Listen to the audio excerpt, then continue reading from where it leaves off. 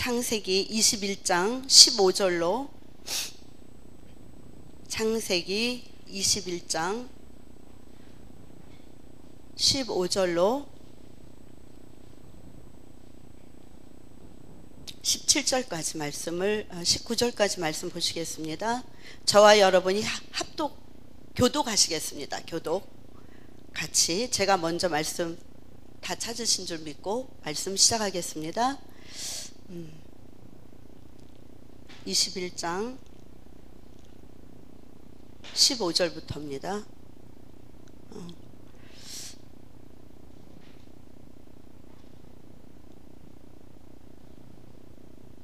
네, 15절 14절부터 봐야 되겠네요. 아브라함이 아침에 일찍 일어나 떡과 물 한 가죽 부대를 가져다가 하갈의 어깨에 메어주고 그 아이를 데리고 가게 하니 하갈이 나가서 브엘세바 광야에서 방황하더니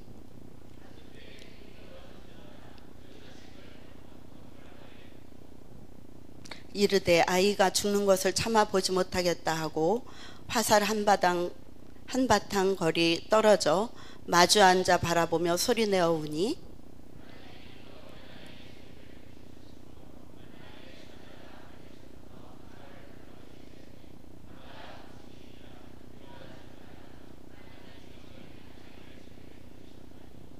일어나 아이를 일으켜 네 손으로 붙들라 그가 큰 민족을 이루게 하리라 하시니라. 하나님이 하갈의 눈을 밝히셨으므로 샘물을 보고 가서 가죽 부대에 물을 채워다가 그 아이에게 마시게 하였더라. 네. 오늘 우리 아동부 주간으로 찬양 축제를 하는 거라 그 어린이들에 대해서 성경에 어떤 말씀이 있는가 하고 찾아보다가 이 말씀이 눈에 띄었습니다. 잘 아는 것처럼 아브라함이 이제 75세 때 하나님의 명을 받아서 이제 떠났죠. 그랬는데 100세의 아들을 얻었는데 86세 되던 해에 사라가 나는 아기를 못 낳나 보다. 그러니까 내 몸종 하갈을 통해서 아이를 얻어서 내가 양자를 하면 되지 않겠느냐. 그러니까 이제 10년이 넘도록 아기가 없으니까 이제 그렇게 결론을 내려서 얻은 아들이 우리가 잘 알고 있는 이스마엘이잖아요. 네. 그러다 보니까 이 하갈이 자기의 그 신분을 어쨌든 이제 아이를 낳기 때문에 우리나라 뭐 사회에도 보면 그런 게 많이 있는 것처럼 아이를 낳기 때문에 이제 어떤 세도 뭐 그런 비슷한 게 있었는지 어쨌든 사라와의 관계에 문제가 생겨서 우리가 잘 아는 것처럼 이제 사라가 이제 아브라함한테 이야기를 하니까 내보내라 그러면 그래서 나갑니다. 여러분 아는 것처럼 그 이스마엘 그 코란 모슬렘은 이제 아브라함의 아들이 이삭이라고 안 합니다. 이스마엘이라고 그래요.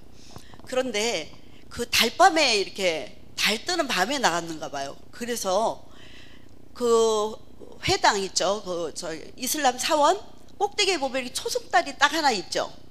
예, 이래서 그렇습니다.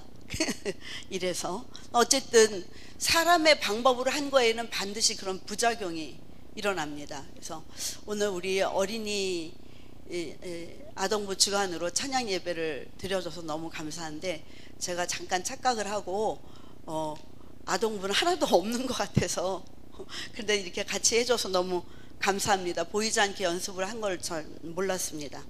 어쨌든 저는 제가 이 말씀을 읽다가 왜 이랬을까 이런 생각이 들어서 사실은 뭐 여기저기 좀 뒤져봤거든요. 근데 여기에 대해서 제가 알고 싶어하는 부분은 안 나와서 잘은 모르겠지만 제가 받은 은혜를 그냥 같이 나누려고 합니다. 제가 요즘에 성경을 쭉 읽어서 이제 신약을 다 읽었습니다. 거의 다 읽었는데 마가복음 13장은 그걸 마태복음 24장처럼 종말장이라고 합니다. 마가복음 13장 종말장이라고 그러는데 거기 보다가 제가 성경을 읽다가 깜짝 놀란 귀절이 있는데 그것이 뭐냐면 아버지가 자식을 죽는데 내어준다라는 말이 있더라고요. 예, 13장 찾지 마세요. 그냥 읽어드릴게요. 12절에 보니까 형제가 형제를, 아버지가 자식을 죽는데 내주며 자식들이 부모를 대적하여 죽게 하리라. 저 이 말씀 보고 깜짝 놀랐어요. 왜냐하면 지금 우리가 사는 이 시대의 뉴스에 보면 부모가 자녀를 죽는데 내주거든요. 14살 먹은 여자아이, 그 의붓 아버지가 그 자기 친엄마가 걔를 불러다가 차에 태우고, 그리고 의붓 아버지가 걔를 바다에 빠뜨려서 죽였잖아요. 14살 먹은 여자아이. 그게 CCTV로 다 촬영이 돼서 엄마가 걔를 불러서 데리고 가는 장면을 전 봤습니다. 예, 가자고 그래가지고 가가지고 자기 타고 딸 옆에 타고 그거 다 보이더라고요. 그런가 하면 얼마 전에 4살 먹은 아이를 그 아버지가, 의붓 아버지가 죽여버렸죠. 친부모도 죽입니다. 밟아 죽인 거 아시죠? 뭐 과부 사정은 과부가 안다고, 이제 아이가, 어린아이가 있다 보니까 정말 너무 마음이 아프더라고요. 그럴 때는 그냥 그런가 보다 그랬는데, 어떻게 저 어린아이를, 사람이 사람을 죽이는데 어린아이를 죽일 수가 있을까? 근데 이 성경에 보면요, 더 무서운 거는 이제 그 마가복음 13장 그 밑절로 보면은 그렇게 하면서 마지막 사인이 하나 있습니다. 주님이 오시기 전에 있는 사인이. 그게 아직 안 일어났어요. 지금 당장은 아닙니다, 여러분. 당장은. 제가 우리 영혁이 고등학교 1학년 때 밴쿠버에 같이 1년 동안 같이 있으면서 저녁만 먹으면 내가 데리고 성경 공부를 시켰어요. 날마다 저녁 먹으면 책 가지고 와. 그래서 성경 공부를 시켰어요. 그랬을 때 영희가 그러더라고요. 엄마 그만 좀 하세요. 난 무서워 죽겠어요. 주님이 곧 오늘 오실 것 같아요. 이런 얘기 많이 했거든요. 근데 어쨌든 지금 세대는 너무 악한 세대가 되어서 이렇게 부모가 자기 자녀를, 그 어린아이를요, 어른도 아니고 그 애기들을 아무 저항 능력이 없는 그 의붓 아버지가 그 아이를 목욕탕에다 가두고 몇 시간을 있으면서 목이 이렇게 젖혀가지고 몇 시간 있는데, 그 엄마라는 명칭이 부끄러운 그 여자는 그걸 보고 있었다는 거예요. 이렇게 이 마귀가 심령마다 들어가서, 이게 마귀지 사람은 아니죠. 사람은 그렇게 할 수 없어요.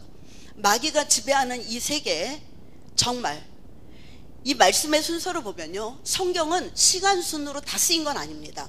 구약은 거의 시간 순으로 쓰입니다. 역사서, 시가서, 예언서, 이렇게 역사서 17권, 시가서 5권, 예언서 17권, 그래서 39권이에요. 신약은 그렇지 않습니다. 신약은 시간 순으로 쓰인 거 아닙니다. 복음서 지나고 사도행전이 틀입니다. 틀, 척추와 같아요. 그 안에 바울 서신 13권이 끼어 들어가고 나머지는 이제 낙권이에요. 베드로 전후서, 뭐 야고보서, 요한 1, 2, 3서, 그리고 마지막 예언서, 요한계시록, 이렇게 되어 있어요, 구성이. 여러분 잘 아는 것처럼 아모스서 4장에 보면 내 백성이 하나님을 아는 지식이 없어서 멸망한다는 거예요. 하나님을 알으라는 거예요. 너희가 하나님을 아는 지식과 믿음에서 자라가라는 거예요. 나는 세례받고 구원받았으니까 로 땡하면 안 되는 겁니다. 성경은 공부해야 돼요. 공부를 해야지 하나님을 깊이 알게 되어 있어요. 제가 그냥 간단하게만 얘기해 볼게요. 여러분, 사도행전에 바울 서신이 어떻게 끼어 들어가느냐면, 예를 들어서 신약 중에 제일 먼저 쓰인 것을 일반적으로는 데살로니가 전후서라고 그래요. 데살로니가 지역은 그리스 북부 지역에 있습니다. 그리스 로마 신화 아시죠? 이 신화로 물들었던 그곳에 사도 바울이 3주간 복음을 전했습니다. 데살로니가 지역에. 그리고 폭동이 일어났어요. 그걸 언제 전했는가 하면 1차 전도 여행을 가다가 실패했어요. 왜냐하면 사도 바울을 따라다니는 그 못된 유대인들이 있었어요. 오늘도 얘기한 것처럼 예수님 분명히 거라사 지방에 귀신 들린 사람한테 가자고 했는데 막 폭풍우가 일어나잖아요. 자연계를 통해서 마귀는 일할 수 있는 거거든요. 그런 것처럼 이 사도 바울을 죽으라고 따라다니면서 막 물을 흐려놓고 막 거짓 사도라고 저거 못 믿는다고 이러면서 사도 바울이 복음을 뿌려놓은 곳에 뒤따라다니면서 다 지워버리는 그런 무리가 있었거든요. 근데 이제 1차 전도여행 그렇게 하다가 그냥 도중에 스탑하고 예루살렘 가가지고 자격증이 없다고 하도 그래서 뭐 그 종교회의 거쳐가지고 또 무증 하나 가지고 이제 이렇게 하면서 2차 전도여행을 갈 때 자기가 1차 전도여행 갔던 곳을 다시 한번 되짚어서 갔습니다. 왜냐하면 복음을 전해난 그 뿌리가 죽어있는지 다시 살아나는지가 너무 궁금한 거였어요. 그래서 그 노정을 따라 다니다가 사도 바울은 어디로 가고 싶었는가 하면 에베소 지방을 가려고 그랬어요. 에베소는 그 당시에 아시아, 우리나라라고 생각하면 안 돼요. 우리나라는 극동아시아고 여기는 이제 그 유럽에 있는, 거기서 볼 때 아시아, 그죠? 예루살렘에서 볼 때 동쪽에 있는 아시아, 그 아시아의 에베소 교회가 제일 큰 지역이었어요. 그 지역에 사람들이 많아서 거기 복음을 전하고 싶었는데 이 성령께서 막는 거예요. 못 가도록. 그러면서 사막으로 가라는 거예요. 사도 바울이 이해가 안 가지고, 하나님 저기 가서 저 많은 사람들한테 복음을 전하고 싶은데 왜 막으시냐고. 근데 성령께서 허락지를 않아서 드로아 항구는 이제 우리가 알고 있는 트로이 목마 아시죠? 트로이 전쟁, 그죠? 트로이가 한자어로 번역되면 드로아예요. 거기에서 잠을 잘 때, 항구 도시입니다. 잠을 잘 때 이 마게도니아 사람이 꿈에 나타나서 와서 우리를 도우라고 손짓하는 걸 꿈을 꾸고 나서 방향을 바꿉니다. 그래서 거기서 배를 타고 어디로 가는가 하면 첫 성 빌립보를 갑니다. 빌립보를 갔다가, 빌립보서가 이제 그 지역 이름이죠. 빌립보를 갔다가 데살로니가를 가는데 거기까지 따라와 가지고 폭동을 일으켰어요. 왜냐하면 이 지역 자체가 완전히 그 우상문화로, 신화로 뒤범벅이 되었기 때문에 예수님이 유일한 구원자라는 것이 이제 받아들여지지 않은 거죠. 그렇기 때문에 저 가짜라고, 저 거짓말하는 거라고 막 이렇게 했기 때문에 너무 폭동이 심해서 사도 바울이 거기에서 어디로 가는가 하면 아데네로 갑니다. 같은 그리스니까 아데네 도시로 갑니다. 거기서 아레오빠고라는 조그만 동산, 그 예전에 소크라테스나 히포크라테스 이런 사람 철학자들이 변론했던 조그만 동산이 있습니다. 거기에서 사람들이 이제 변론하고 이렇게 보니까 알지 못하는 우상들한테 알지 못하는 신이라는 이름을 써가지고 거기 막 절을 하고 그런가. 너희들한테 종교심이 많이 있는 건 아는데 그 알지 못하는 신이 바로 하나님이다 라고 이제 예수님을 이제 증거하다가 거기서 또 환영을 받지 못해서 어디로 갔냐면 배를 타고 고린도로 갑니다. 고린도에 갔을 때 헤어지기 전에 그 데살로니가 지역에 있는 사람들한테 누가 거기 있었는가 하면은 디모데하고 신라가 거기에 머물고 있었습니다. 남겨놨어요. 내가 먼저 피신해서 갈 테니까 고린도에서 만나자. 너희들 어느 정도 사태가 수습이 되고 안정이 되면 고린도로 와서 나를 만나자. 뭐 이래가지고 이제 고린도에서 기다리는 거예요. 어느 날 왔습니다. 뭐 이런 식으로 이렇게 얘가 어느 시점에 어디로 끼어들어가고 왜 그랬는지. 그래서 여러분, 데살로니가 전 후서에만 유일하게 다시 오시는 예수님의 모습이 나타나는 것은 이 데살로니가 지역에 있는 그 사람들이 3주밖에는 복음을 받아들이지 못했지만 아주 왕성하게 이 복음이 막 번져 나갔는데, 문제는 주님 곧 오신다고 주님 곧 오신다고 애들 학교도 안 보내고 직장도 안 가고 맨날 같이 모여가지고 그냥 예배 드리고 같이 떡을 떼고 그 일만 하는 거예요. 그래서 주님이 언제 어떤 모습으로 오시는지를 알려주려고 데살로니가 전후서에 다시 오시는 예수님, 휴거는 언제 어떻게 하는지, 그 전에 어떠한 현상이 일어나는지를 적어 놓은 거예요. 이렇게 배우 설명을 좀 더 잘 알면 우리가 이해하기가 쉽고. 고맙습니다.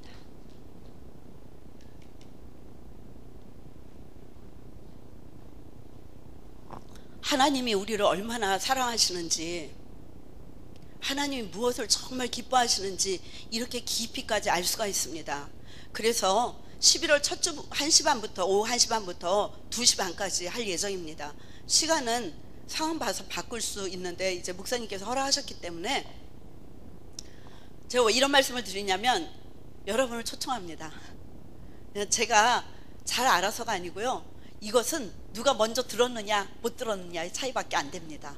저는 목사님한테 감사한 게, 저는 신학을 캐나다 밴쿠버에 있을 때 목사님이 신학교 부총장으로 계셨기 때문에 신학 공부를 좀 하긴 했지만 그냥 시원찮게 했습니다. 그런데 그보다 더 중요한 건 목사님이 저를 늘 성경 공부하는데, 세미나 하는데 늘 데리고 다니셨어요. 제가 또 좋아했고, 그래서 이제 그때 많이 지식을 이제 갖게 된 겁니다. 그래서 제가 먼저 들었기 때문에 나누고 싶을 뿐이에요. 그래서 사도행전을 중심으로 그 바울 서신이 언제 어떻게 끼어 들어가는지를 같이 나누고 싶고요. 또 하나는 성경은 창세기 1장부터 11장까지는 세계사가 적혀 있는 글입니다. 12장에 아브라함이 나오면서부터 이제 이스라엘의 국사로 들어가는 거예요. 그래서 창세기 1장부터 11장까지 굉장히 중요한 사건들, 팩트, 사실들이 굉장히 많이 기록이 되어 있어서 그걸 잘 알면 그 하나님께서 어떻게 일하시는지 그걸 좀 알 수 있습니다. 예. 하나님께서 넷째 날 해와 달과 별들을 만들어 놓으시고 그곳에 사시와 일자와 연한과 징조를 알게 하겠다고 적어 놓으셨어요. 그 구체적인 징조가 지금 21세기 과학 문명은 그게 무엇인지 다 드러났습니다. 그래서 그러한 것들을 이제 같이 나누고 싶으니까, 제가 오늘 하려고 가만히 있다 보니까 시간이 3시까지 기다리는 게 굉장히 길더라고요. 참 여러분들 존경합니다. 이렇게 이 시간까지 남아서, 목사님도 아니신데 이렇게 남아서 또 이렇게 순종해 주시는 여러분께 너무 감사를 드립니다. 그래서 여러분들 모두를 초청합니다. 성경에 관심 있고 깊이 알고 싶다 그러면 꼭 같이 나눌 수 있으면 좋겠습니다. 오늘 본문 잠깐 들어가겠습니다. 제가 한 5분 이내로 끝내도록 하겠습니다. 목사님께서 일찍 끝내고 예, 연수하도록 하라고 우리 이혜정 권사님 하실 수 있도록 일찍 끝내라고, 그래서 제가 한 5분 정도만 그냥 간단하게 하겠습니다. 제가 이 말씀을 쭉 보는데요, 저는 이 말씀이 여기 보면 이제 아브라함이 가죽 부대에다가 이제 물을 집어넣고 또 떡을, 또 가죽 부대 하나에다 또 떡을 집어넣어 가지고 이제 보냈잖아요. 이제 그 하갈과 이스마엘을 내보낸 거예요, 그 집에서.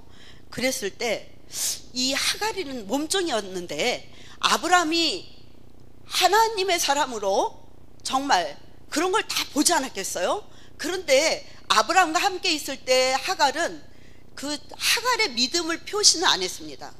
그런데 이제 여기에서 다 떨어지고 나서 16절에 보니까 아이가 죽는 것을 참아보지 못하겠다. 왜냐하면 이제 물도 떨어지고, 15절에 보면 가죽 부대에 물이 떨어졌어요.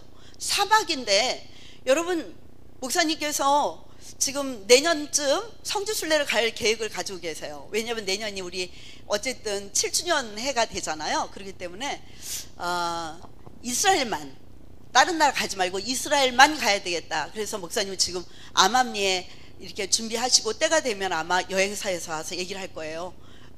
한 약 200만 원 정도 예산을 한다고 그러더라고요. 예. 하여튼 어쨌든 이스라엘을 한번 가보면 아시겠지만 사막입니다. 이집트에서 이스라엘 가는 그 길이 정말 사막이에요. 산 하나가 모래산이 생겼다가 없어지는 그런 곳이거든요. 거기에서 물이 떨어졌다는 건 죽는다는 거거든요. 그렇기 때문에 울고 있을 때 이렇게 맞아내서 울고 있는데, 제가 이상했던 건 17절이었습니다. 하나님이 그 어린아이의 소리를 들으셨다는 거예요. 왜 엄마 하갈하고 같이 울고 같이, 이 하갈이 뭐 했겠어요? 죽을 수밖에 없는 상황에서 하나님을 부르짖지 않았겠어요? 하나님 우리 살려달라고, 우리 아들 좀 살려달라고 그러지 않았겠어요? 그런데 하나님은, 성경은 분명히 하나님이 그 어린아이의 소리를 들으셨으므로 하나님의 사자가 하늘에서부터 하갈을 불러 이르시되 하갈아 무슨 일이냐 두려워하지 말라. 이 엄마니까 이 아이의 보호자니까. 그런데 하갈의 소리를 들으셨다라고 돼 있지 않습니다. 예, 성경은 분명히 하나님이 그 어린아이의 소리를 들으셨다는 거예요. 저는 그래서 다음 세대 우리 어린이들은 굉장히 능력 있다고 저는 생각해요. 우리 어린아이들이 합쳐서 기도하고 부르짖고 그러면 정말 불처럼 일어날 거예요. 우리 여기 오기 전까지 우리 목사님께서 어린아이들만 모아놓고 부흥회를 하셨어요. 그 아이들이요, 그 순수한 아이들이 정말 울면서 부모를 위해서 기도합니다. 막 울면서 눈물 흘리면서 기도하고, 물론 분위기 영향도 있을 거예요. 너 뭐하니? 그러면 어쩌고 그러면 계속 다 간호원염 어쩌고 이렇게 나오는 것처럼 분위기 영향도 있었겠지만 어쨌든 아이들이 정말 눈물 뚝뚝 떨어뜨리면서 막 울면서 부모를 위해서 기도하고 막 영혼구원 위해서 기도하고 그런 적이 있었거든요. 저는 그것이 부활되기를 기도하고 있어요. 근데 어쨌든 하나님의 어린아이의 소리를 들으셨다. 예, 가정에 문제 있으면 어린아이가 뭘 알겠어 라고 제끼 놓지 말고 가족이 다 모여서 걔한테도 기도 제목을 주고, 지금 아빠 사업이 이렇게 어려운데 너도 기도해야 돼. 이거 굉장히 중요한 것 같아요. 성경은 분명히 어린아이의 소리를 들으셨다라고 나오기 때문에요. 네. 그래서 저는 이렇게 목사님 옆에서 이제 꽤 오랫동안 30년이 넘도록 이렇게 사역을 하면서 지금 이 세대는 마귀가 어린아이들과 그 부모들과 청년들의 마음을 사로잡고 있는 것이 전 보여요. 청소년들이요 너무 방황합니다. 여러분, 아무 문제 없어요. 우리 윤수 친구는 아빠가 카이스트 교수예요. 엄마는 시청의 공무원입니다. 바로 요 근처에 살고 있어요. 집에 아무 문제 없습니다. 아들만 둘인데 걔가 형이고 또 남동생 하나 있어요. 난 걔 만나서 알고 있는데 걔는요 너무너무 방황해요. 그리고 날마다 어떻게 죽을까를 생각하는 거예요. 왜? 생명의 진리 대신 예수님을 못 만나서 그런 거예요. 주님을 못 만난 영혼들이 마귀한테 너무 시달리는 걸 보면서 어떻게 해야 되나, 이 아이들을 정말 어떻게 해야 되나. 이 사단 마귀가요 다음 세대를 지금 완전히 교회를 떠나가게 하고 멸절시키는 거예요. 왜? 그 아이들이 능력이 있기 때문에 그렇습니다. 네. 그래서 우리 목사님 주의가 애들 과자 주고 사탕 주고 많이 오도록 그렇게 잡지 마라. 예. 그렇게 잡지 마라 그러잖아요. 우리 부장님이 이제 교사들하고 회의해서 좀 더 재미있게, 또 아이들이 그렇다고 아이들인데 흥미도 있어야 되지 않겠어요? 그래서 이제 겸해서 하려고 지금 이제 남은 기간 잘 마무리 지으려고 우리 부장님 오늘도 회의를 많이 하셨는데, 어쨌든 사단이요 정말 사단하고 우리는 영적 싸움을 해야 돼요. 대적해서 진짜 이겨야 됩니다. 빼내야 됩니다. 애들은 가고 싶었는데 엄마들이 다 막아요, 뒤에서. 정말 지난주에도 제가 2명을 전도해 놨거든요. 중학교 1학년짜리. 온다고 그랬는데, 바자에 오라고 그랬더니 오겠다고 그랬는데 엄마가 선생님 안 되겠어요, 엄마가 반대해서 가지 못하게 해요, 그러는 거예요. 그래서 우리가 정말 기도로 영적 싸움해야 되겠는데, 어쨌든 중요한 것은 어린아이의 소리를 들으셨다는 거, 하나님은 아이들의 기도를 들으신다는 거. 그래서 아이들을 깨우는 작업을 1대1로 얼마나 많으냐 보다 한 명 똘똘한 녀석 하나 있으면 그 아이를 통해서 정말 그 친구들이 얼마나 오겠어요. 씨앗들인데, 그죠? 그래서 아이들을 영적으로 훈련시키는 것은 정말 우리가 해야 할 몫이다. 올해 다 저물어 가는데 아직 시간이 있습니다. 그래서 우리 교사 선생님들 좀 더 깨어서 열심히 하시지만 정말 우리 반 아이들을 가슴을 품고 눈물을 흘리며 하나님 앞에 그 영혼들을 올려드리면 하나님께서 그들의 마음을 움직여서 감동시켜서, 오늘도 우리 찬민이라고 초등학교 때 열심히 나왔던 녀석이에요. 우리 집에 와서 내가 막 영화도 보여주고 막 이래서 그랬던 녀석인데, 오늘 오겠다고 그래가지고 선생님 눈 빠지게 문 앞에서 기다리는데 아직 안 나타나네요. 3시에 온다고 약속을 했는데, 그래도 우리가 관심 있고 기도하니까 지가 전화해가지고 오겠다고까지 하잖아요. 가까이 왔습니다. 가까이 오고 있습니다. 그래서 우리가 좀 더 기도하는, 그래서 그 어린아이들을 통해서 이루시려는, 다음 세대가 살면 이 마귀들이 무서워가지고 그래서 더 이렇게 난리를 치는 것 같은데, 우리 교회는 일당 천으로 정말 그 한 영혼들을 하나님 앞에 바로 세우는 일을 해야 되겠다라는 생각이 듭니다. 기도하시겠습니다.